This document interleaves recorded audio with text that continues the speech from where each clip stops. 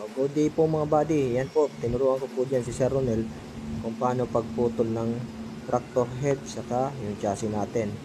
So ito yan si Sir Ronel, estudyante ko po siya na kukuha ng code 8 CE. So plano niya kasi mag-apply ng abroad. Isa din siyang OFW. So kasama po yan sa training kung paano pagputol. Kaya yan. So yan pong tractor head natin, pwede pong i-maneho yan ng mga code C or yung code 3 natin. So yung mga straight track, pwede po yan i-maneho. Pag may code C ka, pwede po yan i-drive. Wag mo lang i-connect pag may hila kasi siya. So magiging articulated na po siya. So automatic, dapat mayroon ka ng CE.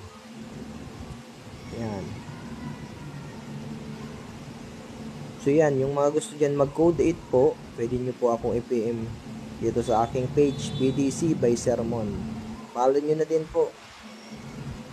Yan. So, tinuruan ko siya kung paano pagkabit ng mga coupling natin.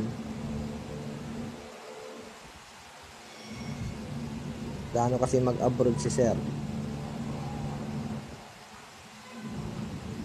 Okay, tuloy-tuloy yan. Aatras na din siya dyan si Sir. Tapos i-connect nyo na po yan.